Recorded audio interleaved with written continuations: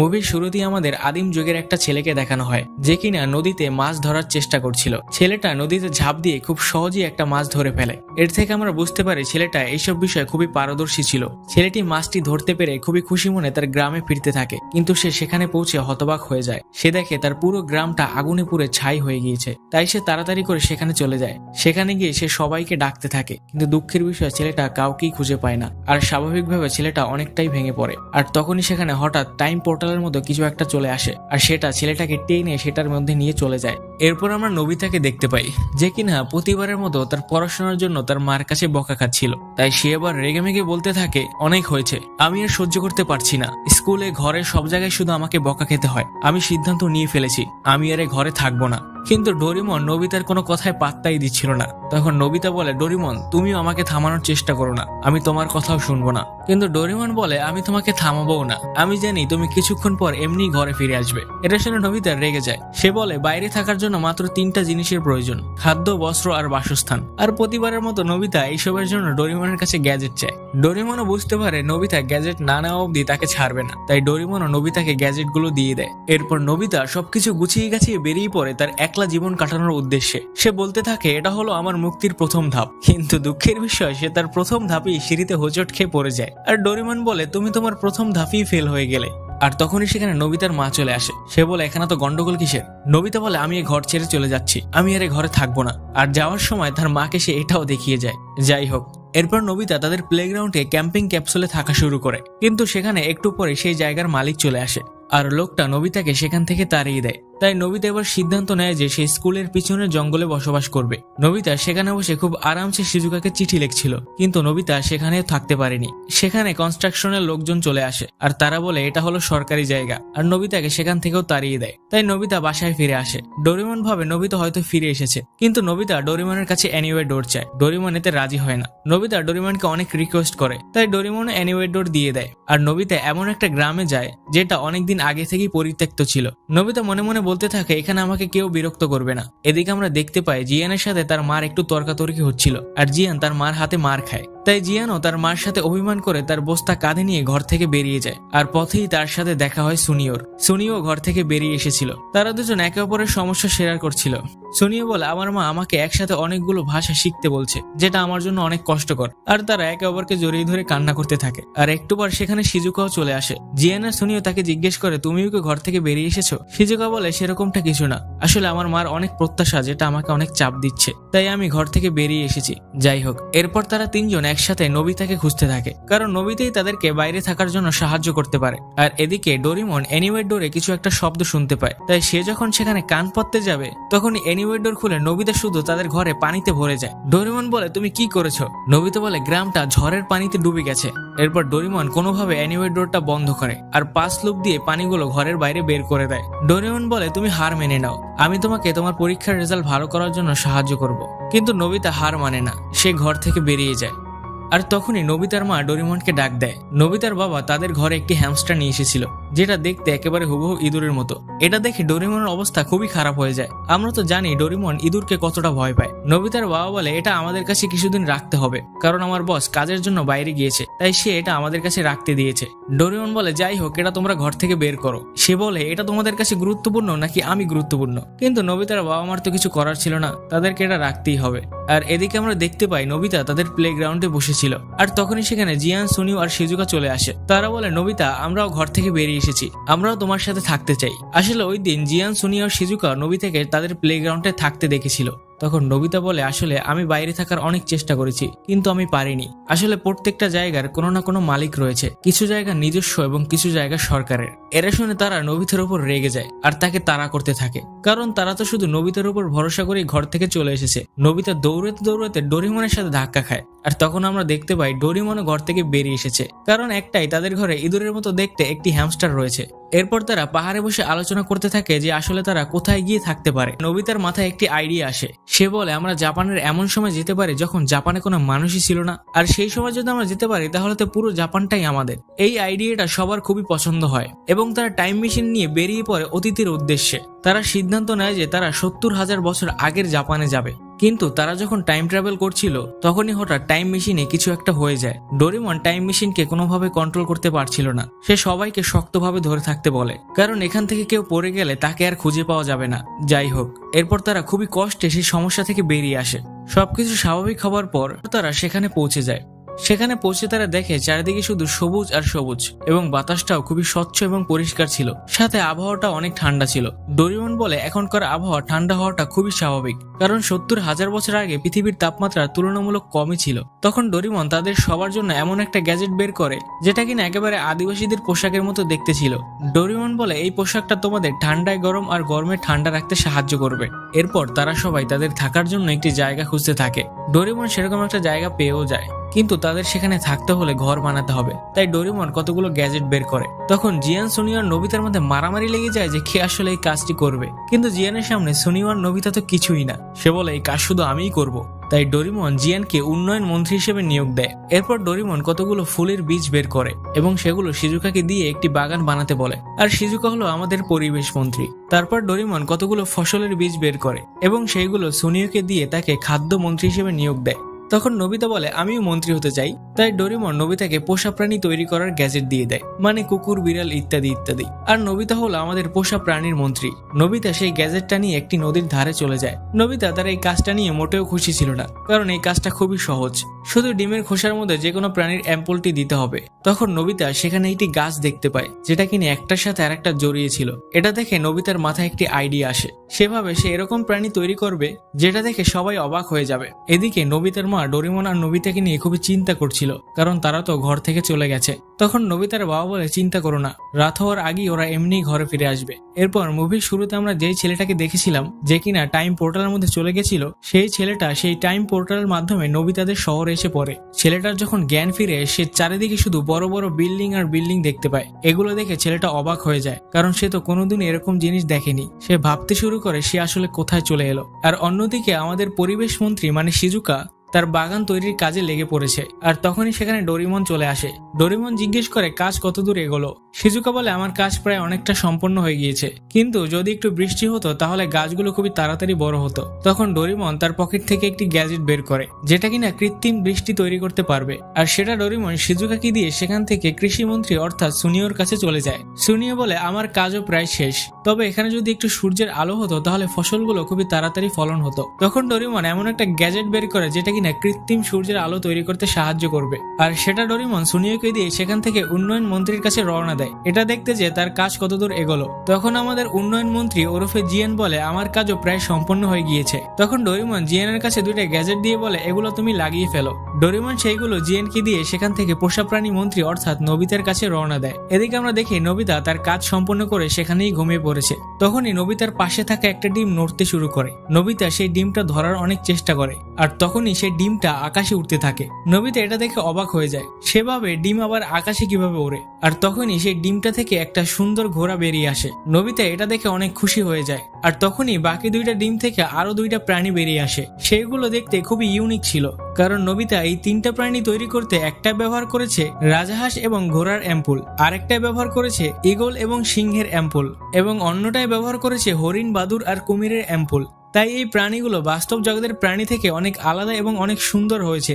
তখনই নোবিতা ডোরেমনের গলার আওয়াজ শুনতে পায়। তাই নোবিতা তাড়াতাড়ি করে প্রাণীগুলো লুকিয়ে রাখে। নোবিতা চাচ্ছিল না যে ডোরেমন এইগুলো এখনই দেখতে পাক। নোবিতা সবাইকে সারপ্রাইজ দিতে চায়। ডোরেমন সেখানে এসে জিজ্ঞেস করে তুমি কোন কোন প্রাণী তৈরি করেছো, আমি দেখতে চাই। কিন্তু নোবিতা মিথ্যে বলে। সে বলে আমি একটু ঘুমিয়ে পড়েছিলাম। এটা শুনে ডোরেমন রেগে যায়। সে বলে তোমার সিরিয়াস হওয়া উচিত, না হলে আমি তোমার পদ থেকে তোমাকে পদত্যাগ করতে বাধ্য করব। ডোরেমন নোবিতাকে খুবই দ্রুত কতগুলো প্রাণী তৈরি করতে বলে, আর সেই প্রাণীগুলোকে খাওয়ার জন্য কিছু খাবারও দিয়ে যায়। এরপর ডোরেমন সেখান থেকে চলে যাওয়ার পর নোবিতা সেই প্রাণীগুলোকে খেতে দেয়। আর আমরা দেখতে পাই নোবিতা সেই প্রাণীগুলোকে খুবই ভালোবেসে ফেলেছিল। অন্যদিকে ডোরেমন আর সোনিও কিছু খাবার সংগ্রহ করছিল তাদের রাতের খাবার জন্য। আর সেইগুলো নিয়ে যাওয়ার পথে ডোরেমন শিজুকাকেও খাবার জন্য আসতে বলে। আর তখন আমরা দেখতে পাই শিজুকার ফুলের গাছগুলোও খুবই সুন্দরভাবে বড় হয়ে গিয়েছে এবং সেইগুলো খুবই সুন্দর লাগছিল। এরপর তারা সেখানে পৌঁছে দেখে জিয়ানের বাড়ি তৈরি করার কাজ একদমই শেষ। জিয়ান সবার জন্য আলাদা আলাদা রুম, রান্নাঘর এবং সাথে বারান্দাও বানিয়েছিল। এটা দেখে সবাই অনেক খুশি হয়ে যায়, কারণ জিয়ান তার কাজ খুবই সুন্দরভাবে সম্পন্ন করেছে। এরপর তারা সবাই খেতে বসে, কিন্তু খাবার দেখে তারা বলে সারাদিন এত পরিশ্রম করার পর এখন খেতে হবে মূলা। ডোরেমন বলে চিন্তা নেই, এটা আসলে উপর থেকে খুলতে হবে, তাহলেই সুস্বাদু খাবার বেরিয়ে আসবে। এরপর তারা মন ভরে খেতে থাকে, আর তখনই নোবিতাও চলে আসে। ডোরেমন জিজ্ঞেস করে তুমি কোন কোন প্রাণী তৈরি করলে, কিন্তু নোবিতা আবারও বলে আমি একটু ঘুমিয়ে পড়েছিলাম। যাই হোক, এরপর তারা রাতে বাইরে বসে রাতের আকাশের সৌন্দর্য উপভোগ করছিল। দৃশ্যটা খুবই সুন্দর ছিল, কিন্তু তখনই তাদের সবার তাদের বাবা মায়ের কথা মনে পড়ে যায়। তারা সবাই মনে মনে ভাবতে থাকে তাদের বাবা মা হয়তো তাদেরকে নিয়ে খুবই চিন্তা করছে। তাই তারা সিদ্ধান্ত নেয় যে তারা এখনকার মতো বাসায় ফিরে যাবে, কিন্তু তাদের যখনই মন চাইবে তখনই তারা আবারও এখানে ফিরে আসবে। তো যেই বলা সেই কাজ, তারা আবারও টাইম মেশিনের সাহায্যে প্রেজেন্টে ফিরে আসে এবং সবাই সবাইকে বিদায় দিয়ে যার যার বাসায় চলে যায়। কিন্তু ডোরেমন আলমারির মধ্যে লুকিয়ে পড়ে, কারণ ডোরেমন সেই হ্যামস্টারটাকে নিয়ে এখনো ভয় পাচ্ছিল। নোবিতা ডোরেমনকে আস্তে আস্তে ডাকতে থাকে, আর সম্ভবত নোবিতার মা এই আওয়াজটা শুনতে পায়, তাই সে তড়িঘড়ি করে উপরে চলে আসে। নোবিতার মা নোবিতাকে নিয়ে খুবই চিন্তায় ছিল, কারণ মা তো মাই, তাই না? নোবিতার মার শুধু কান্না করাটাই বাকি ছিল। নোবিতার মা নোবিতাকে জিজ্ঞেস করে তুমি কোথায় গিয়েছিলে, কিন্তু সে খেয়াল করে নোবিতা খুবই ভয় পেয়ে রয়েছে, আর ছেলের এরকম অবস্থা দেখে মা আর কিছুই বলতে পারে না। নোবিতার মা হাসি মুখে নোবিতাকে বলে নিচে খাবার তৈরি করা আছে, গিয়ে খেয়ে আসো। নোবিতার মা আর নোবিতা সেখান থেকে যাওয়ার পর আমরা দেখতে পাই সেই ছেলেটা, মানে সেই আদিবাসী ছেলেটা নোবিতাদের বাসার ছাদেই দাঁড়িয়েছিল। এর পরের দিন নোবিতার তার বন্ধুরা বলছিল গতকাল আমরা একটু বেশিই করে ফেলেছিলাম, আমাদের বাবা মা আমাদেরকে নিয়ে খুবই চিন্তায় ছিল, তাই তারা এবার সিদ্ধান্ত নেয় যে তারা প্রতিদিন 3 ঘন্টা করে অতীতের জাপানে গিয়ে বসবাস করবে। এরপর নোবিতা বাসায় ফিরে আসে, কিন্তু নোবিতা দেখে ডোরেমন খুবই কান্না করছিল। নোবিতা জিজ্ঞেস করে কি হয়েছে। ডোরেমন বলে সেই হ্যামস্টারটি আমার সকল ডোরাকে খেয়ে ফেলেছে, আর ডোরেমন ডোরাকে কতটা পছন্দ করে এটা আমরা সবাই জানি। তাই ডোরেমন এবার পাগল হয়ে যায়, সে তার পকেট থেকে একটা তরবারি বের করে সেই হ্যামস্টারটাকে মারতে চলে যায়। ডোরেমন বলে আজকে আমি ওকে মেরেই ফেলবো। আর এই সিনটা খুবই মজার ছিল। এর একটু পর সেখানে জিয়ান, সুনিও আর শিজুকা চলে আসে। তারা নোবিতাকে খুঁজতে থাকে, কিন্তু তখনই শিজুকা খেয়াল করে নোবিতাদের আলমারিতে কেউ একজন রয়েছে। তাই সুনিও যখন সেটাকে চেক করতে যাবে তখনই সেই ছেলেটা বেরিয়ে তাদের উপর হামলা করে দেয়। এখান থেকে আমরা বুঝতে পারি সেই ছেলেটা হয়তো গতকাল রাতেই নোবিতাদের ঘরে লুকিয়েছিল। তখন সেই ছেলেটার জিয়ানের মধ্যে অনেক মারামারি হয়, আর এদিকে নোবিতা ডোরেমনকে থামাতেই পারছিল না। আর তখনই তারা উপরে এইসব গন্ডগোলের আওয়াজ শুনতে পায়, তাই তারা তাড়াতাড়ি করে উপরে চলে যায়। নোবিতার মা এইসব আওয়াজ শুনতে পায়, তাই সে উপরে আসতে থাকে। আর নোবিতারা এটা টের পেয়ে তাড়াহুড়ো করে সেই ছেলেটাকে নিয়ে টাইম মেশিনের মধ্যে প্রবেশ করে। সুনিও আর জিয়ান বলে আমরা তোমাকে বলেছিলাম তুমি এইসব বিষয়ে কাউকে বলবে না, তাহলে এই ছেলেটা কোত্থেকে আসলো। আর জিয়ান নোবিতার মাথায় ছেলেটার হাতে থাকা সেই বর্ষাটা দিয়ে একটি আঘাত করে। তখন নোবিতা বুঝতে পারে এই বর্ষাটা আসলে পাথরের, আর পাথরের বর্ষা তো আদিবাসীরা ব্যবহার করত। তখন শিজুকা বলে এই ছেলেটা হয়তো আসলেই আদিবাসী কেউ একজন। এরপর তারা সেখানে পৌঁছে যায়, কিন্তু তাদের মাথায় এটাই ঢুকছিল না যে একটা আদিবাসী ছেলে তাদের সময় কিভাবে পৌঁছে গেল। তখন ডোরেমন বলে এটার হয়তো একটাই কারণ হতে পারে, স্পেস টাইমের সমস্যা। আমরা যখন এখানে প্রথম রওনা হয়েছিলাম তোমাদের হয়তো মনে আছে টাইম মেশিনে একটা সমস্যা হয়ে গেছিল, আর সচরাচর টাইম মেশিনে এরকম সমস্যা হলে টাইম মেশিনে একটা ছিদ্র হয়ে যায়, আর সেই ছিদ্রের ভিতর কেউ পড়ে গেলে সে তার দুনিয়া থেকে হারিয়ে যায়। আর আমার মনে হয় এই ছেলেটা সেই ছিদ্রের মাধ্যমে আমাদের সময় পৌঁছে গেছিল। আমাদের যত দ্রুত সম্ভব এটা খুঁজে দেখতে হবে ছেলেটা আসলে কখন এবং কোত্থেকে আসলো। ডোরেমন বলে আমি আর নোবিতা এটা খুঁজে দেখছি যে ছেলেটা আসলে কোত্থেকে আসলো। জিয়ান আর সুনিও তোমরা এটা দেখো যে এখানে কোনো মানুষের বসবাস আছে কিনা, আর শিজুকা তুমি ছেলেটার খেয়াল রাখো। এটা বলে তারা কাজে লেগে পড়ে। নোবিতা আর ডোরেমন এটা খুঁজতে থাকে যে ছেলেটা আসলে কোত্থেকে আসলো। যেহেতু এগুলো একটু জটিল বিষয় ছিল তাই নোবিতার মাথায় এগুলা কিছুই ঢুকছিল না। তাই নোবিতা তার পোষা প্রাণীগুলো খুঁজতে বেরিয়ে পড়ে। সে সেখানে পৌঁছে দেখে তার পোষা প্রাণীগুলো অনেক বড় হয়ে গিয়েছে। এটা দেখে নোবিতা অনেক খুশি হয়, আর প্রাণীগুলো নোবিতাকে পেয়ে অনেক খুশি হয়ে যায়। অন্যদিকে জিয়ান আর সুনিও এটা খুঁজতে থাকে যে এখানে কোনো মানুষ আছে কিনা, কিন্তু তারা কাউকেই খুঁজে পায় না।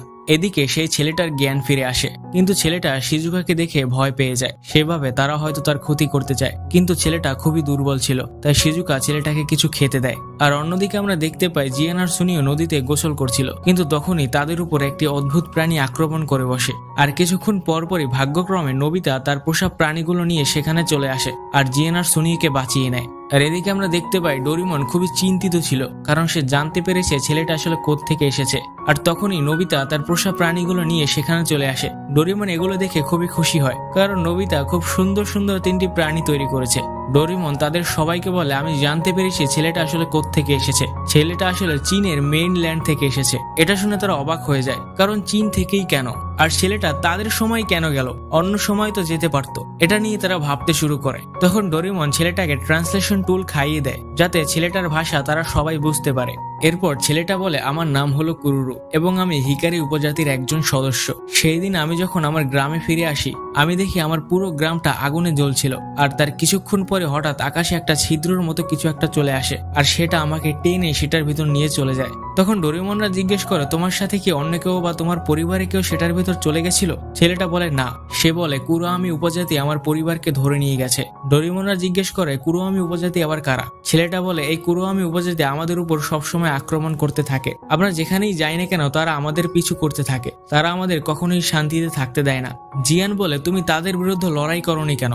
ছেলেটা বলে, আমরা তাদের বিরুদ্ধে লড়াই করলে আমরা জিততে পারবো না, কারণ তারা খুবই শক্তিশালী। আর তাদের একজন সর্দার রয়েছে যে কিনা কালো জাদুর চর্চা করে এবং তার নাম হলো গিগা জম্বি এবং সে খুবই ভয়ঙ্কর। তখন নোবিতার তার বন্ধুরা বলে, এসব হলো কুসংস্কার, আমরা এসব মোটেও বিশ্বাস করি না। কিন্তু ছেলেটা এটা নিয়ে খুবই সিরিয়াস ছিল। সে বলে, এটা মোটেও হাস্যকর কোনো বিষয় না। গিগা জম্বি খুবই শক্তিশালী। পৃথিবীতে এমন কোনো লোক নেই যে গিগা জম্বির শক্তির বিরুদ্ধে লড়াই করতে পারবে। ডোরেমনরা জিজ্ঞেস করে, তাহলে কি তুমি এভাবেই চুপ করে থাকবে? তুমি কি তোমার বাবা মাকে বাঁচাবে না? ছেলেটা বলে, হ্যাঁ, আমি অবশ্যই বাঁচাবো। তখন ডোরেমন আর নোবিতারা সিদ্ধান্ত নেয় যে তারা ছেলেটাকে সাহায্য করবে এবং তারা আগামীকাল চীনের মেইনল্যান্ডে যাবে এবং সেখানে হিকারি উপজাতি মানে কুরুরুর পরিবারকে বাঁচাবে। কিন্তু পরের দিন সকালে আমরা দেখতে পাই কুরুরু একাই চীনের উদ্দেশ্যে বেরিয়ে পড়ে। সে ডোরেমনদের বলে, গিগা জম্বি খুবই নির্মম এবং একজন নিষ্ঠুর লোক। সেখানে একবার গেলে সেখান থেকে বেঁচে ফেরা খুবই মুশকিল। আর তোমরা খুবই ভালো মানুষ, আমি চাই না তোমাদের কোনো ক্ষতি হোক। তখন ডোরেমন ছেলেটাকে একটা ব্যাম্বো কপ্টার দেয়, আর স্বাভাবিকভাবে ছেলেটা সেটা উড়াতে পারছিল না। সে একটা গাছের সাথে ধাক্কা খায়।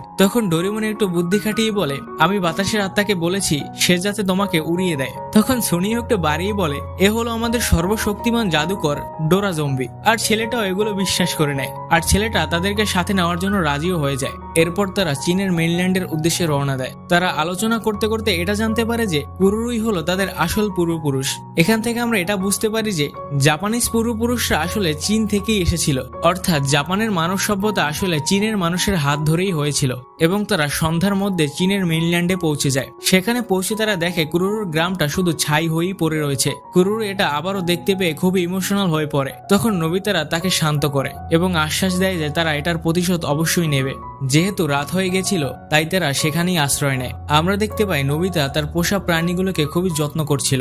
নোবিতা যখন সেখান থেকে ঘুমানোর জন্য চলে যাচ্ছিল তখন তার পোষা প্রাণীগুলো নোবিতার দিকে খুবই মায়ার দৃষ্টিতে তাকায়। নোবিতা বুঝতে পারে তার পোষা প্রাণীগুলো এখানে একা থাকতে চাচ্ছিল না, তাই নোবিতাও তাদের সাথেই ঘুমিয়ে পড়ে। আর ডোরেমন নোবিতা এবং তার পোষা প্রাণীগুলোর এরকম ভালোবাসা দেখে খুবই খুশি হয়।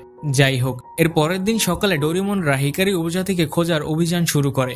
নোবিতা চাচ্ছিল তার পোষা প্রাণীগুলো তাদের সাথে নিয়ে যেতে, কিন্তু ডোরেমন নিষেধ করে। ডোরেমন বলে, এদেরকে যদি আমরা নিয়ে যাই তাহলে আমাদের ধরা পড়ার সম্ভাবনা খুবই বেশি থাকবে, কারণ তারা আকারে খুবই বড়। তাই নোবিতার না চাওয়া সত্ত্বেও তার প্রাণীগুলোকে এখানেই রেখে যেতে হয়। কিন্তু প্রাণীগুলো নোবিতাকে ছাড়তেই চাচ্ছিল না। নোবিতা বলে, তোমরা এখানেই থেকো, আমি খুবই দ্রুতই তোমাদের কাছে ফিরে আসব। এরপর তারা তাদের অভিযানে বেরিয়ে পড়ে। ডোরেমন বলে, গ্রামে আগুন লেগেছে 4 দিনের বেশি হয়নি, তো 4 দিনে এরা বেশি দূর যেতে পারেনি। ডোরেমনরা তাদের ক্যাম্প সাইট গুলো অনুসরণ করছিল, অর্থাৎ তারা এই 4 দিনে কোথায় কোথায় আশ্রয় নিয়েছিল। তারা তাদের অনেকগুলো সংকেত খুঁজে পায়। আর তখনই আমাদের কুরুরু উপজাতি মানে হিকারি উপজাতিকে দেখানো হয়, যাদের কিনা কুরুয়ামি উপজাতিরা ধরে নিয়ে যাচ্ছিল। আর প্রতিমধ্যে তাদের মধ্যে একজন বয়স্ক লোক অসুস্থ হয়ে পড়ে। আর তখনই আমরা একটা অদ্ভুত পুটলির মতো কিছু একটা দেখতে পাই, যেটার মধ্য থেকে একটি আওয়াজ তাদেরকে আদেশ দিচ্ছিল।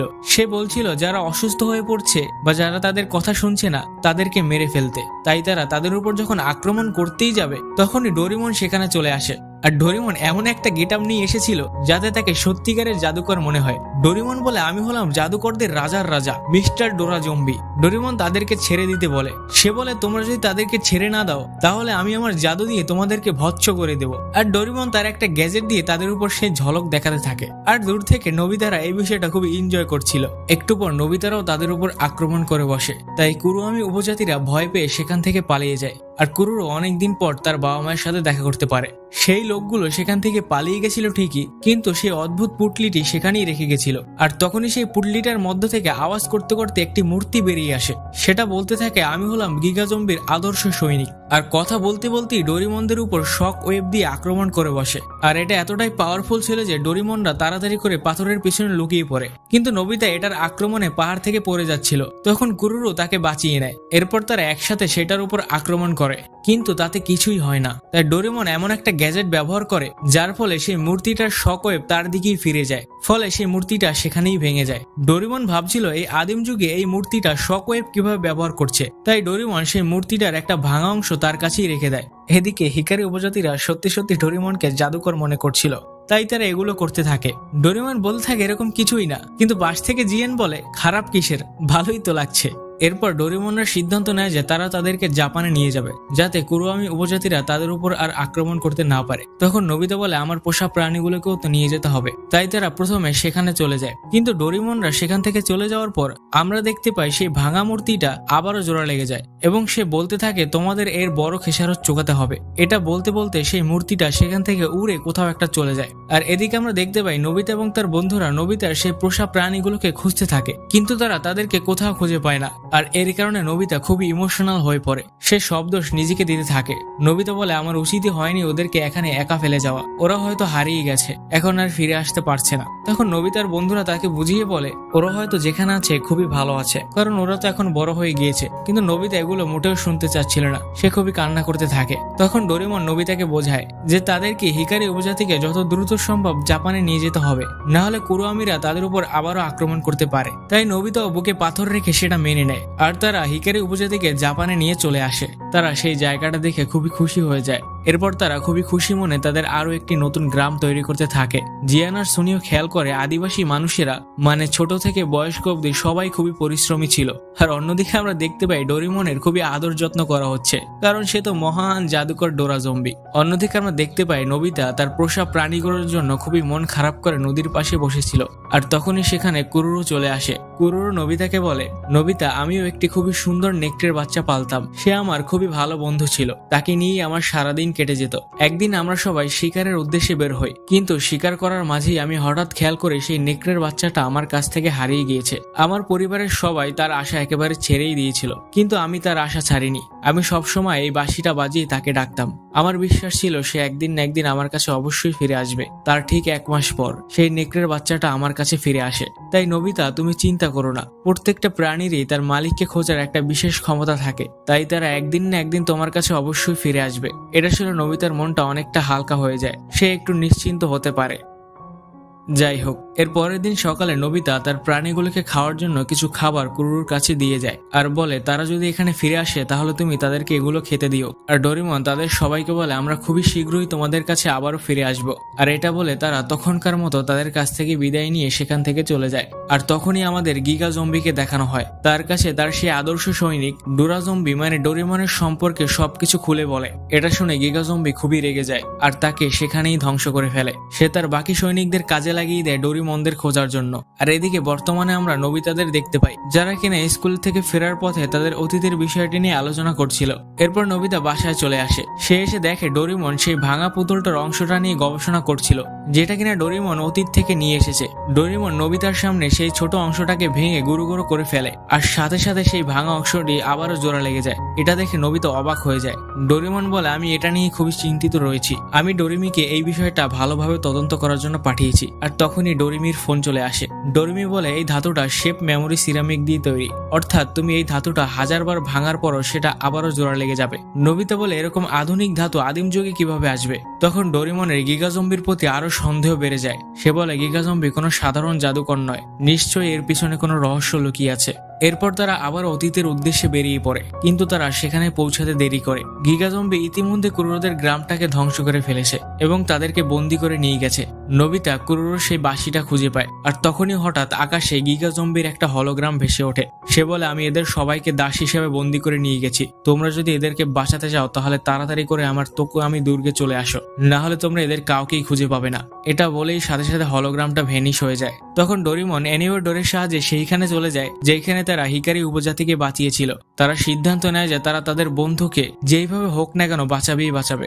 এরপর তারা বিশাল পথ পাড়ি দিয়ে থাকে, কিন্তু তারা এটাই বুঝতে পারছিল না যে তোকামি দুর্গা আসলে কোথায়। ডোরেমন বলে আমাদের যেভাবেই হোক না কেন সেটাকে খুঁজে বের করতে হবে। কিন্তু তারা যতই সামনে এগোচ্ছিল ততই ঠান্ডা বাড়ছিল, আর ডোরেমনের দেওয়া সেই স্যুটটায় কোনো কাজ হচ্ছিল না। ডোরেমন চেক করে দেখে সেখানে তাপমাত্রা -50 ডিগ্রির নিচে নেমে গেছে, আর তখনই তাদের ব্যাম্বো কপ্টারটাও কাজ করা বন্ধ করে দেয়। ডোরেমন বলে এটা অতিরিক্ত ব্যবহার কারণে বন্ধ হয়ে গিয়েছে। তাই ডোরেমন আরেকটা গ্যাজেট বের করে। সেটা দিয়ে তারা ঘন্টায় 400 কিলোমিটার গতিতে সামনে এগোতে থাকে। তারা সেই গ্যাজেটটার মাধ্যমে অনেকটা পথ পাড়ি দেয়, কিন্তু তারা আর তুষারের কারণে সামনে এগোতে পারছিল না। তাই তারা একটা গুহায় আশ্রয় নেয়। তারা বলে, যাক আমরা সবাই সুরক্ষিত আছি, এটাই অনেক বেশি। কিন্তু তারা তখনই খেয়াল করে নোবিতা তাদের সাথে নেই। এটা দেখে তারা খুব চিন্তায় পড়ে যায়। জিয়ান বলে, আমি নোবিতাকে বাঁচাতে যাচ্ছি, কিন্তু ডোরিমন তাকে থামায়। ডোরিমন বলে, তুমিও হারিয়ে যাবে। জিয়ান বলে, আমি ওকে খুঁজতে না গেলে ও তো এই ঠান্ডায় মারা যাবে। তখন ডোরিমন বলে, এর একটা উপায় রয়েছে। ডোরিমন আর একটা গ্যাজেট বের করে আর সেটি পাঠিয়ে দেয় নোবিতাকে খোঁজার জন্য। আর এদিকে আমরা দেখতে পাই নোবিতা সেই তুষারের মধ্যে ডোরিমনদের খুঁজতে থাকে, কিন্তু সেখানে এত পরিমাণ ঠান্ডা ছিল যে নোবিতার মাথায় কাজ করাই বন্ধ করে দিয়েছে। নোবিতার মাথায় অন্য সব চিন্তা ভাবনা আসতে থাকে। নোবিতা তার বাবাকে দেখতে পায়, তার কিছুক্ষণ পর সে তার মাকেও দেখতে পায়। নোবিতা ঠান্ডা একেবারে জমে গেছিল, সে আর নড়তে পারছিল না। তবুও সে আস্তে আস্তে বলতে থাকে, আমাকে কুরুরোকে বাঁচাতেই হবে। আর সে তার বাঁচার সামান্য আশা নিয়ে ডোরিমনের অপেক্ষা করতে থাকে। অন্যদিকে সেই গুহার মধ্যে সুনিও একটা সিঁড়ি খুঁজে পায়। ডোরেমন এটা দেখে অবাক হয়ে যায়। আর আমরা দেখতে পাই গিগা জম্বিও তাদের উপর নজর রাখছিল। আর এদিকে আমরা দেখতে পাই ডোরেমন নোবিতাকে বাঁচানোর জন্য যে গ্যাজেটটা পাঠিয়েছিল, গিগা জম্বির একটা রোবট সেই গ্যাজেটটা দেখে ফেলে আর সেটা সেখানেই ধ্বংস করে ফেলে। এর মানে নোবিতার বাঁচার শেষ আশাটুকুও শেষ।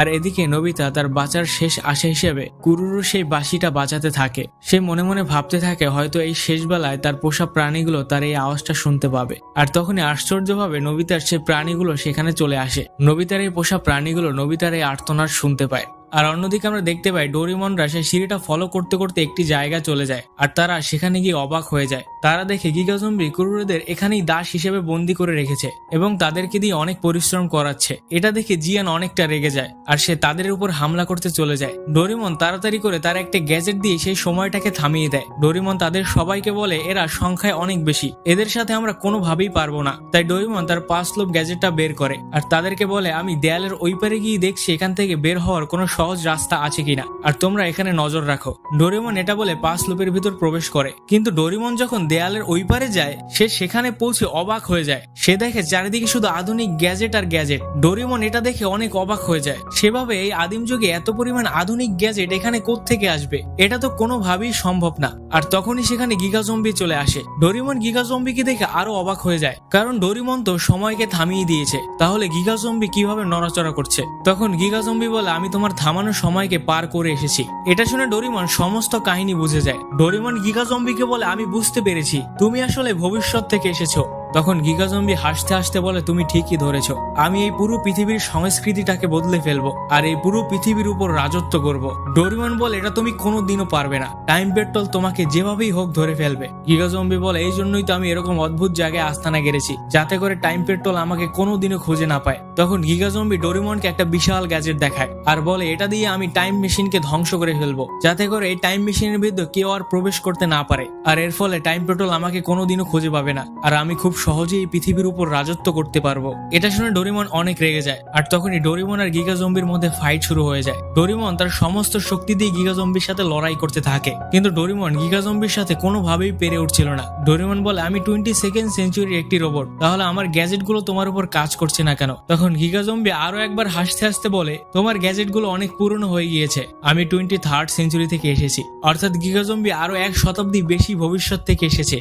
আর এদিকে আমরা দেখতে পাই নোবিতার জ্ঞান ফিরে এসেছে। সে তার পোষা প্রাণীগুলোকে দেখতে পেয়ে অনেক খুশি হয়ে যায়, কারণ সে তাদেরকে অনেক দিন ধরে খুঁজেছে। নোবিতা বুঝতে পারে তার পোষা প্রাণীগুলোই তার প্রাণ বাঁচিয়েছে, এই কারণে নোবিতা আরো খুশি হয়ে যায়। এরপর নোবিতা ডোরিমনদের খুঁজতে থাকে। নোবিতা একটি জায়গায় তার একটি টেস্ট পেপার খুঁজে পায়। নোবিতা বুঝতে পারে ডোরিমনরা হয়তো আশেপাশেই কোথাও রয়েছে। আর অন্যদিকে আমরা দেখতে পাই গিগা জম্বি ডোরিমনদের বন্দি করে রেখেছে এবং সেখানে একটি বাঘ ছেড়ে দিয়েছে। এটা দেখে ডোরিমনরা অনেকটা ভয় পেয়ে যায়। বাঘটি যখনই তাদের উপর হামলা করতে যাবে তখনই সেখানে নোবিতার একটি পোষা প্রাণী চলে আসে আর ডোরিমনদের বাঁচিয়ে নেয়। নোবিতা তার পোষা প্রাণীগুলোকে নিয়ে অস্থিরভাবে একটি এন্ট্রি মারে। এটা দেখে ডোরিমনরা অনেক খুশি হয় আর তখনই সেখানে হিকারি উপজাতিরাও চলে আসে এবং গিগা জম্বিদের উপর সাথে সাথেই হামলা করে দেয়। কুরুরো ডোরিমনদের সেখান থেকে মুক্ত করে। ডোরিমন জিজ্ঞেস করে, তোমরা কিভাবে মুক্ত হলে? কুরুরো বলে, নোবিতা আমাদেরকে বাঁচিয়েছে। যাই হোক, এরপর দুই পক্ষের মধ্যে তুমুল একটি মারামারি হয়। সবাই নিজেদের সর্বোচ্চ চেষ্টা দিয়ে গিগা জম্বিদের বিরুদ্ধে লড়াই করতে থাকে। গিগা জম্বি এক পর্যায়ে বুঝতে পারে সে আর তাদের সাথে পারবে না, তাই সে সেখান থেকে পালানোর চেষ্টা করে। তখন নোবিতা আর ডোরেমনও তার পিছু করতে থাকে।